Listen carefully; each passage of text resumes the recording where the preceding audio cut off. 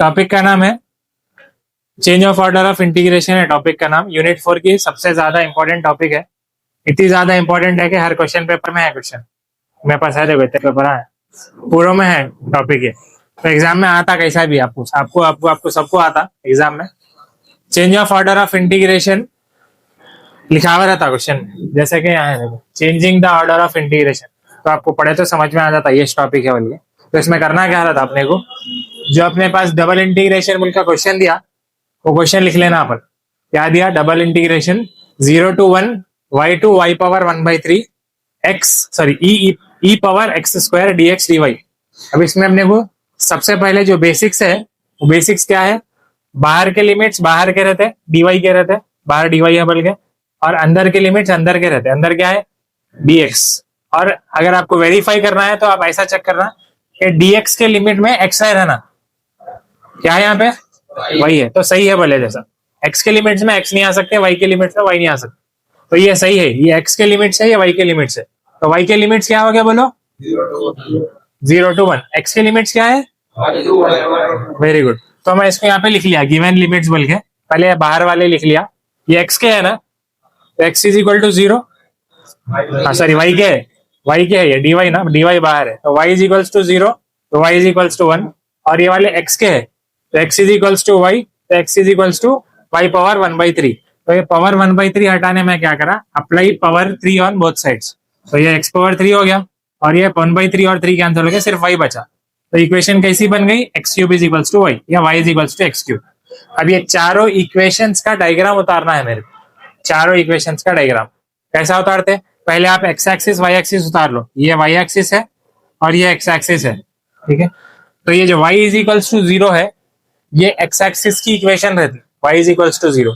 तो ये ऑलरेडी 3 भी है, ड्रॉ कर दिया ना मैं ऑलरेडी, तो y इज इक्वल टू 0 लिख दिया हमें।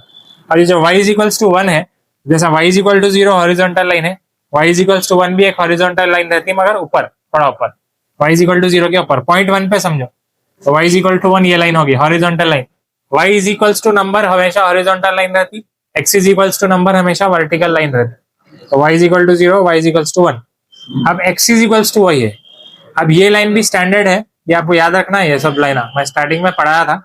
y is equal to x या x is equal to y बोलते हैं, क्रॉस लाइन रहती जो फर्स्ट क्वाड्रेंट और फोर्थ क्वाड्रेंट को सेंटर से कट कर लेते जाती, फर्स्ट और फोर्थ। ये जो स्ट्रेट लाइन उतारा ना मैं, ये y is equal to x या x is equal to y, कुछ भी बोला, तो ये ड्रॉ हो गई, ये ड्रॉ हो गई, ये ड्रॉ हो गई। अब ये जो है y is equal to x cube, ये तो रेयरली आती, मगर आप याद रख लो y is equal to x cube का डायग्राम कैसा रहता।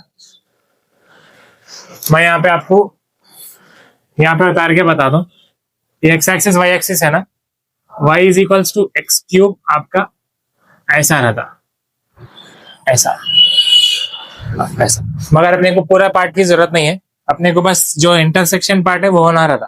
तो मैं यहाँ से स्टार्ट करा इसको, ये जो है ना, यहाँ से स्टार्ट करा ऐसा आके ओरिजिन से होते हुए ऐसा, अब ये आगे ऐसा कंटिन्यू होते रहती है, मेरे को उससे लेना देना नहीं है।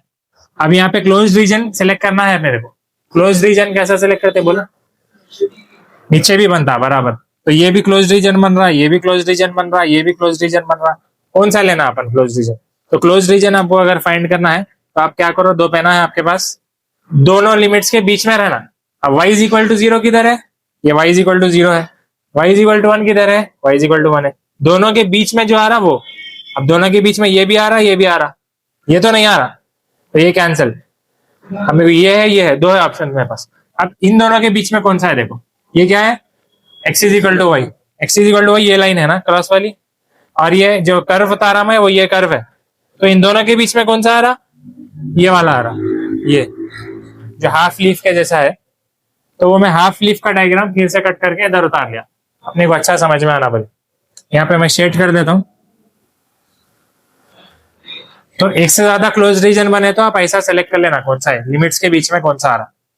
तो ये जो हाफ लीफ बना उसको मैं फिर से उतार लिया, उसका पॉइंट ऑफ इंटरसेक्शन एक इधर है और एक इधर है।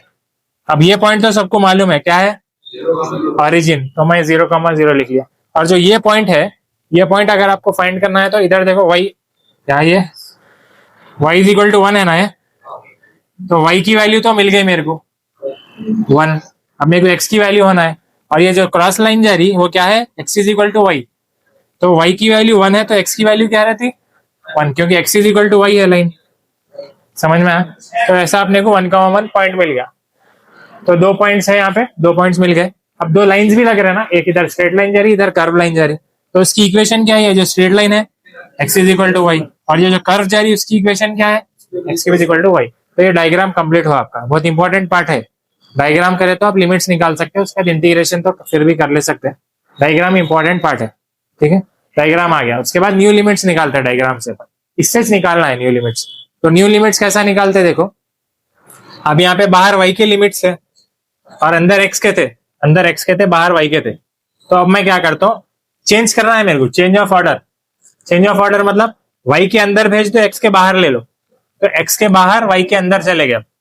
ये y के अंदर थे ना, y के बाहर थे, अब x के बाहर हो गए। तो अब बाहर के लिमिट जब भी आप निकाल रहे हैं बहुत ईजी रहता, पॉइंट टू पॉइंट निकालना रहता। अब आपके पास x के है तो लेफ्ट पॉइंट और राइट पॉइंट देखो, पूरे डायग्राम में लेफ्ट मोस्ट पॉइंट कौन सा है, 0, उसमें x की वैल्यू क्या है 0। राइट मोस्ट पॉइंट कौन सा है 1, यही 2 पॉइंट है, एक लेफ्ट एक राइट, तो इसमें x की वैल्यू 1 है।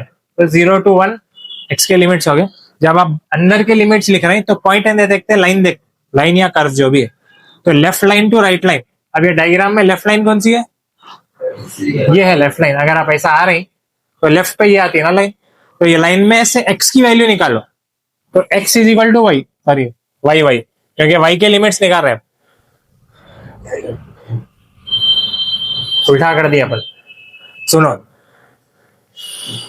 अगर आप x के लिमिट्स निकाल रहे हैं तो लेफ्ट टू राइट देखते हैं, अगर आप y के लिमिट्स निकाल रहे हैं तो बॉटम टू टॉप देखते हैं। तो बॉटम टू टॉप बोलते नीचे से जाना है अपने को। अगर अपन नीचे से गए तो आपको कौन सी लाइन पहले आ रही, ये कर्व वाली आ रही पहले, तो ये लोअर लिमिट कंसिडर होती। उसमें से भी y की वैल्यू लिखना है आपको, तो y की वैल्यू क्या है एक्स क्यूब, तो लोअर लिमिट एक्स क्यूब आती और अपर लिमिट x आती, ठीक है। तो ये क्या होता, ये क्यूब इधर नहीं इधर आता, तो ये क्यूब इधर नहीं इधर आता, क्यूब इधर नहीं इधर आता, तो ये क्यूब इधर नहीं इधर आता, तो ये नेगेटिव नहीं आता, पॉजिटिव। चलो खैर, तो y जब ले रहे हैं आप तो बॉटम टू टॉप लेना है आपको, x ले रहे हैं तो लेफ्ट टू राइट लेना है। x के मैं पॉइंट लेफ्ट टू राइट ले लिया, left point two right point. Left point क्या है 0, राइट पॉइंट क्या है 1। अब y के लिमिट पॉइंट ना देखते, लाइन देखते, बॉटम टू टॉप। तो जब मैं नीचे से गया तो बॉटम लाइन कौन सी है, ये लाइन है, उसमें से y की वैल्यू क्या है एक्स क्यूब, तो टॉप लाइन क्या है x, तो y is equal to X. अब मैं लिमिट्स में लिख दिया, बाहर के लिमिट्स x के 0 to 1, अंदर के लिमिट्स y के एक्स क्यूब टू एक्स, ठीक है। उसके बाद ये सेम लिखा मैं, ये सेम लिख दिया, और ये भी चेंज करना पड़ता, चेंज ऑफ ऑर्डर में यही नहीं, ये भी चेंज करते हैं। तो dy अंदर dx बाहर आ गया। अब मेरे को इसको इंटीग्रेट करना है, तो integrate with respect to y करते पहले। इसमें y है, y नहीं है, y नहीं है तो इसका इंटीग्रेशन y डाल देना आप। तो यहाँ पे y नहीं है तो मैं y लिख दिया, और ये सेम लिखा, ये जो है वो सेम लिखा, और ये जो लिमिट्स है y के है ये dy के, तो लिमिट्स को मैं इधर डाल दिया राइट साइड पे। अब लिमिट सब्स्टिट्यूट करना था y में, पहले मैं अपर लिमिट डालता हूँ माइनस लिख के लोअर लिमिट, तो पहले x लिखा y की जगह, माइनस लोअर लिमिट x की जगह, y की जगह क्यूब। अब उसके बाद क्या हुआ, ये e पावर एक्स स्क्वायर को मैं दोनों टर्म्स को मल्टीप्लाई कर दिया, तो x into e power x square minus x cube into e power x square.